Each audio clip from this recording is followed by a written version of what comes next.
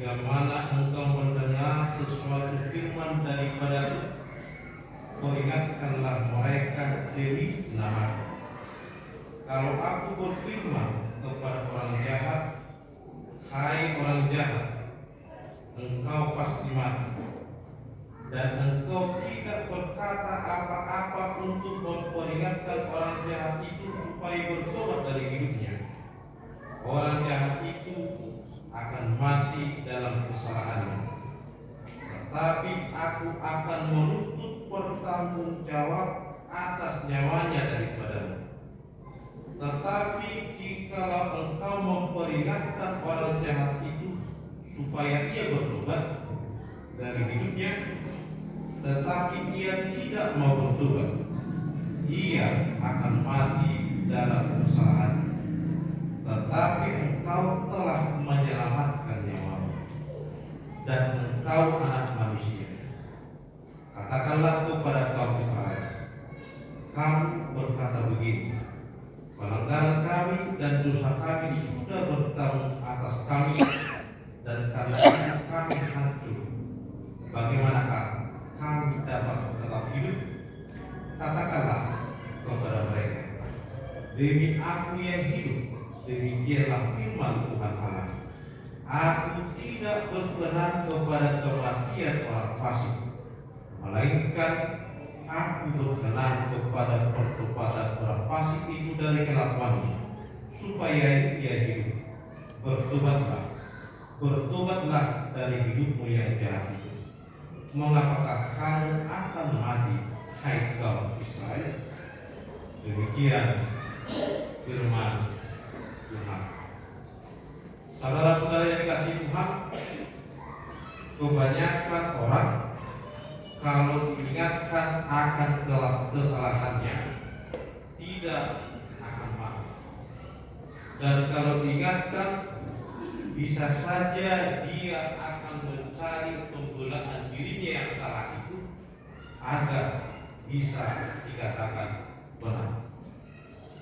Kalau diingatkan bisa saja menolak, terlebih kalau yang mengingatkan itu lebih muda dari kita, atau status sosialnya, status jabatannya dalam sistem masyarakat atau dalam pekerjaan bisa saja menolak. Bisa saja orang yang mengingatkan kesalahan itu akan dibenci, bahkan dimusuhi. Jangan dulu masa istisionari sore. Di sisi lain, pada zaman sekarang ini sudah banyak orang yang enggan mengingatkan kesalahan orang lain. Acuh, tak acuh, bukan urusan saya. Saya penting amat, dan anak kokui, anak tadi. Tak pola peduli masalah Yohana. Yang jelas, saya tidak terganggu, saya tidak salah, saya tidak melakukan hal-hal yang tidak berkenan. Yang penting saya aman dan tidak melakukan apa yang tidak berkenan di hadapan Tuhan. Karena itu di zaman misionari, bagulang B dan uwe fakta bagulang B. Lalu kita awal itu dison, mulai dulu sepata menunjuk gigi lima kata fakta hidup dan berjudi. Tak pola dan tujuh kali itu do na asik molo diguari sasahalak na timbu selibana patah tok terlalu pecah-pecah semua molo pangalaman na urang denggen ya torido do anak-anak bulu tor dikritik bulu tor dicubit manang hidup alami na dulu akka nasator manang sebagai dontari na dulu hono tak parang ni masigaret di dulu na to. Nakulay masigaret di molotut pemanakrak ko masigaret turbudi-budi. Jangan malah wajib pag guna barang parang malo si Sony. Ananya, alam memang pesan dari vendau di sini pasaran atas untuk nakos. Ananido yang memang terbaik mengurus di bagasan kok harus asa linggan tak kurang diri linggan dohor betul mana asa linggan wahama asa ulang pola diba na linggan bagaimana juga orang lain bisa baik dan bisa berkembang dan hidupnya berkenan di hadapan menegur memperingatkan menasehati memang adalah tugas yang sulit di zaman sekali karena dia akan berpikir yang pernah guru sana sendiri beri nama mana dibincang di guru bangsa akhirnya pas sekolah pada jelaskan tugasmu dan jelas mengajar mahu unang atoi akan pengalaman atau itu kurang akan mahu sehingga berkembanglah ima akan orang tinggal pada najah alami hormat tadi menegur memperingatkan menasehati di zaman sekarang ini adalah hal yang sulit karena memang takut dibenci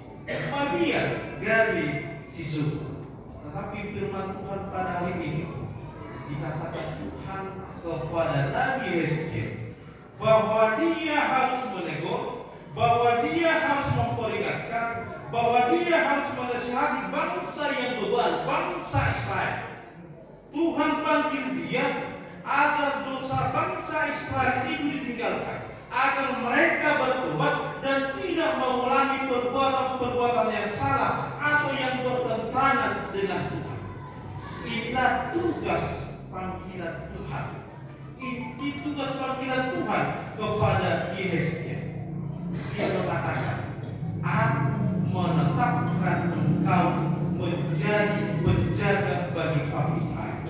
Menjaga Israel dengan melakukan teguran, menjaga Israel dengan melakukan peringatan-peringatan, menjaga Israel mengatakan bahwa mereka harus bertobat, berbalik dari kesalahannya dan kembali kepada Tuhan. Jangan lagi dilakukan kesalahan-kesalahan yang bertentangan dengan Tuhan. Itu yang menjadi tugas panggilan Yehezkiel yang diberikan Tuhan kepada dia, mempertobatkan bangsa Israel agar meninggalkan dosa-dosa mereka.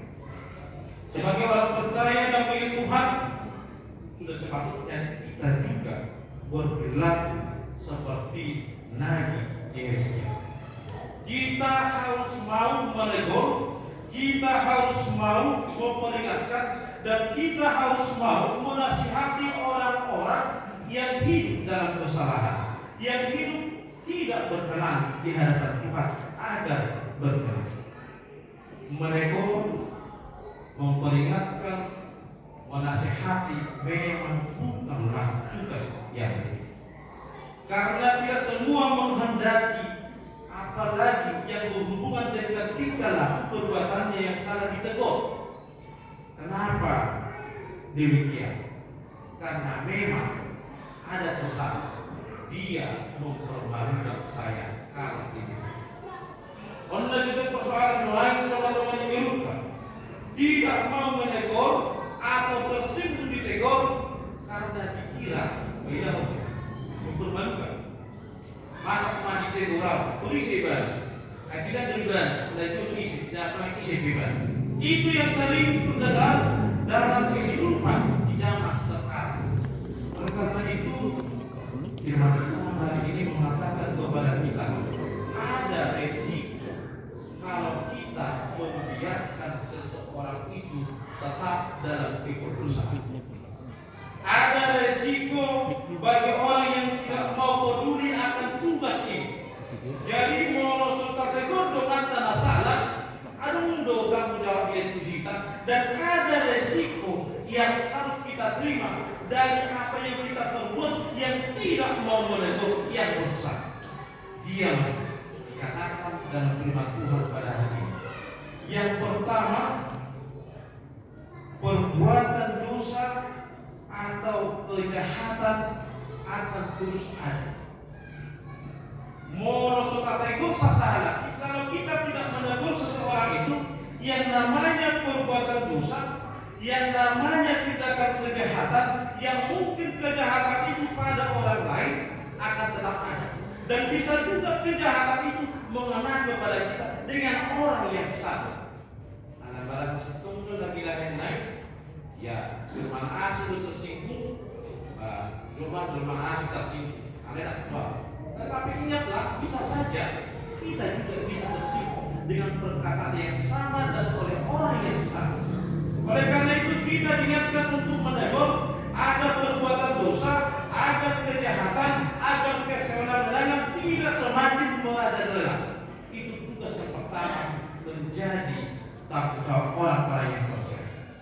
Yang kedua, kenapa kita harus menyatakan perbuatan yang salah itu tetap salah dan kita ingat, kita sendiri akan masuk pada kelompok pelaku kejahatan dan kesewenang-wenangan. Jadi menurut kategori HP kita dohor dohina di si pelaku kejahatan. Kita ikut di sana menjadi pelaku kejahatan. Terbuka Yakobus 4 ayat 1 ini. Jadi jika seseorang tahu bagaimana ia harus berbuat baik, tetapi ia tidak melakukannya, ia berdosa. Perbuatan menasihati, perbuatan mengingatkan, perbuatan menegur adalah perbuatan yang baik agar seseorang itu bertobat. Tetapi ketika itu tidak dilakukan oleh orang-orang percaya, kita termasuk juga pelaku kejahatan. Nah pasti untuk kita bangun hati-hati, mulut apa sungguh berkata bangun hati-hati, mulut selalu bicara-bicara. Kalau tidak ada tegur. Bahkan yang lebih keras lagi dikatakan dalam firman Tuhan pada hari ini, seandainya kita tidak mengingatkan orang yang bersalah, dikatakan dalam firman Tuhan pada hari ini, kalau aku berfirman kepada orang jahat, hai orang jahat, engkau pasti mati, dan engkau tidak berkata apa-apa untuk memperingatkan orang jahat itu supaya bertobat dari hidupnya, orang jahat itu akan mati dalam kesalahannya, tetapi aku akan menuntut pertanggungjawaban atas nyawanya daripada pemain kata dibata nama keras begitu. Ternyata jika ada yang bersalah, kita tidak ingatkan orang yang bersalah itu akan mati dalam kejahatan, mati dalam perbuatan yang tidak berkenan di hadapan Tuhan. Tapi ingat, Tuhan Tuhan akan membuat hati-hati ini, nasa Allah menogoriku ditunggu di mata ima nagabi kosana mana bertanggung jawaban sian hasanah Tuhan. Kalau tidak mau mengingatkan, kalau tidak mau menegur, kalau tidak mau memberikan nasihat-nasihat yang baik kepada orang-orang yang tidak berkenan di hadapan Tuhan. Saudara-saudara dikasih Tuhan, mengapa kita harus melakukan tugas menasihati, menegur, dan mengingatkan? Jelas firman Tuhan kali ini mengatakan kepada kita, kalau kita mengingatkan, yang pasti kita telah mengurangi bahkan menjauhkan kejahatan dari orang-orang yang kita kasih. Jika kita melakukan teguran, berarti kita menjauhkan orang yang tersebut melakukan kejahatan tersebut terbebas dari kuasa iblis dan kejahatan. Kalau kita melakukan teguran, berarti kita berpartisipasi melakukan kehendak Allah. Itu yang dikatakan dalam firman Tuhan pada hari ini. Katakanlah kepada mereka, demi aku yang hidup, demikianlah firman Tuhan Allah, aku tidak berkenan kematian orang fasik, melainkan aku berkenan kepada pertobatan orang fasik itu dari kelakuannya, supaya ia hidup. Bertobatlah dari hidupmu yang jahat. Jadi kita sudah berpartisipasi dalam melakukan kehendak Allah. Apa kehendak Allah? Kehendak Allah tidak menginginkan orang jahat itu mati dalam keberdosaannya, mati dalam kejahatannya. Tuhan tidak berkenan orang jahat itu terus dalam keberdosaannya, tetapi Tuhan berkenan akan pertobatannya, akan dia berbalik dan hidup dalam kehendak Tuhan. Nagabe anak di bataru kita, mulu kita menegur. Nah anak di bataru kita, kalau kita mau menasihati. Nagabe anak di bataru kita, imat mandor lu mobil di bataru di pasur asa mangulu, asa pasu-pasu kita, maka berkata ubahnya secara khusus seperti yang dikatakan dalam firman Tuhan pada hari ini, menjadikan orang tersebut meninggalkan dosa. Kenapa kita perlu membuat, kita perlu untuk menyampaikan nasihat, menegur atau memperingatkan yang salah? Kita menjaga dan mengawasi diri kita agar tidak dapat hukuman dari Tuhan. Jadi kalau kategori kemana sasintong na namang tuhi dan asap nanggawi tuhi dan tutup jembatan dosa, agar kita tidak menjadi tempat Tuhan menuntut kesalahan-kesalahan yang di depan mata kita ada yang salah, yang di depan mata kita ada yang kurang, yang di depan kita ada yang melakukan dosa. Kita tidak menjadi tempat tuntutan hati. Ada yang ngadu bagi kita, mulut Allah ini jangan tapi ngadu itu yang diinginkan Tuhan di tengah-tengah kehidupan kita. Persoalannya sekarang adalah bagaimana kita cara berhidup, bagaimana kita cara menasihati, bagaimana kita caranya untuk memberikan teguran kepada orang yang bersalah. Nabi tadi mengatakan kepada kita, kalau ada yang bersalah, kunjungi secara pribadi, berbicara dengan Tuhan.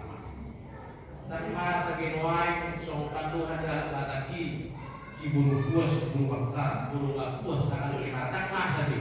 Nah juru masa, karena memang harap patah di lima raja kita, mana raja Yesus, yang putusan di mana jalan kurang lebih atau hukuman terkait di sini.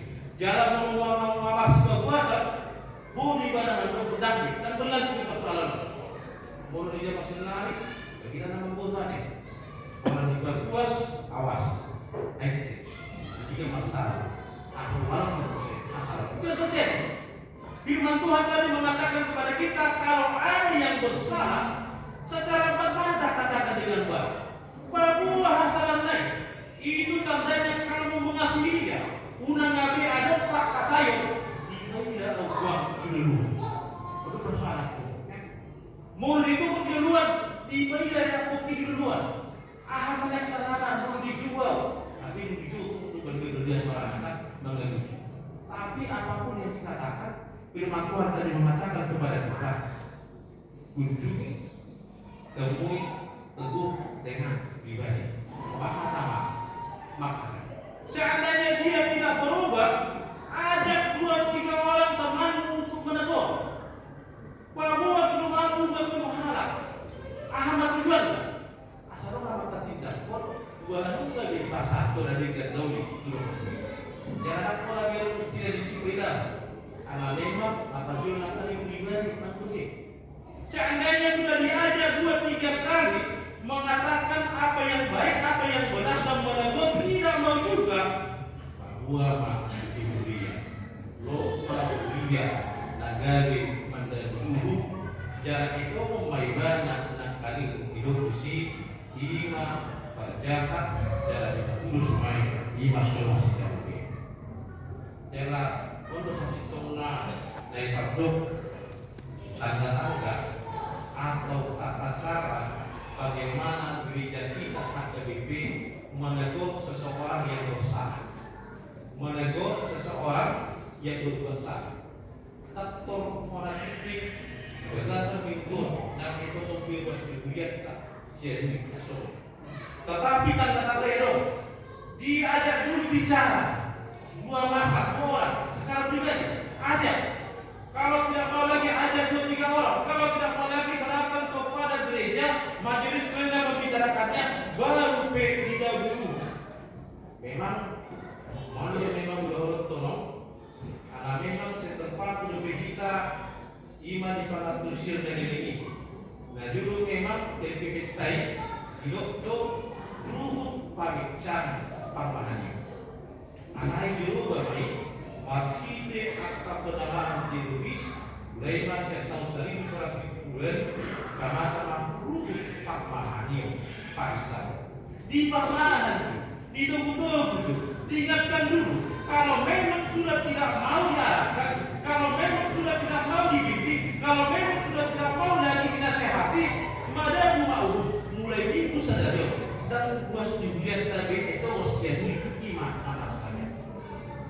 Ada itu kita buat dilihat kan, jujur tuh kalau ditegur, tak boleh dilihat.